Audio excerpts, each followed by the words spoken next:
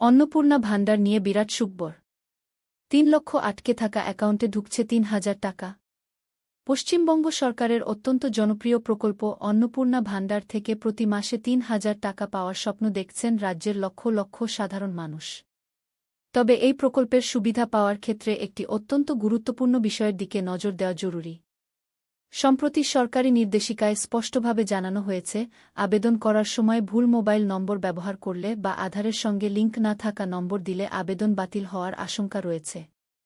আপনার সামান্য ভুলই হয়তো প্রকল্পের টাকা পাওয়ার ক্ষেত্রে বড় বাধা হয়ে দাঁড়াতে পারে। সরকারের পক্ষ থেকে জানানো হয়েছে, আবেদনকারীদের অবশ্যই সেই মোবাইল নম্বরটি ব্যবহার করতে হবে যা তাদের আধার কার্ডের সঙ্গে সংযুক্ত। অন্নপূর্ণা ভাণ্ডার প্রকল্পের ভেরিফিকেশন বা যাচাইকরণ প্রক্রিয়ায় মোবাইল নম্বর একটি অত্যন্ত গুরুত্বপূর্ণ ভূমিকা পালন করে। বেশিরভাগ সরকারি প্রকল্পের ক্ষেত্রেই পরিচয় যাচাই করার জন্য আধারের সঙ্গে যুক্ত মোবাইল নম্বরেই ওটিপি পাঠানো হয়। আপনি যদি অন্য কোনো নম্বর ব্যবহার করেন, তবে ওটিপি পেতে সমস্যা হতে পারে।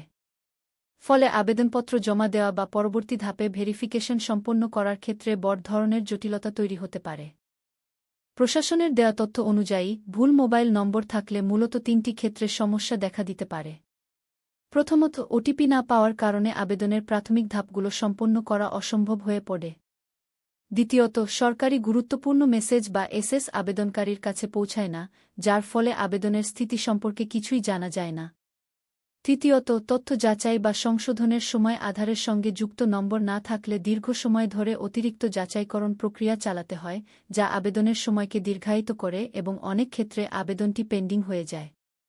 যদি কোনো আবেদনকারীর আধার কার্ডের সঙ্গে বর্তমান মোবাইল নম্বর লিঙ্ক করা না থাকে, তবে তাদের অবিলম্বে তা সংশোধন করে নেওয়া প্রয়োজন।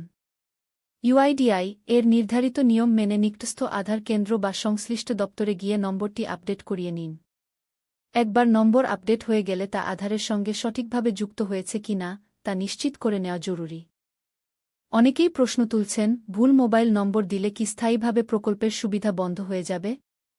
এর উত্তরে প্রশাসন জানিয়েছে, সরাসরি সুবিধা বন্ধ না হলেও ভুল তথ্যের কারণে আবেদন প্রক্রিয়া মাঝপথে আটকে যায়। আবেদনকারীকে তখন বাড়তি হয়রানির শিকার হতে হয় এবং অনেক ক্ষেত্রেই সঠিক তথ্য দিতে না পারার কারণে আবেদনপত্র খারিজ হয়ে যায়।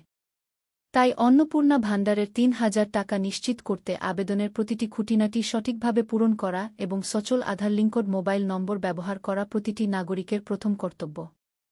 সরকারি প্রকল্পের সুবিধা পেতে অযথা তাড়াহুড়ো না করে সঠিক তথ্যের ভিত্তিতে আবেদন জমা দেওয়াই বুদ্ধিমানের কাজ।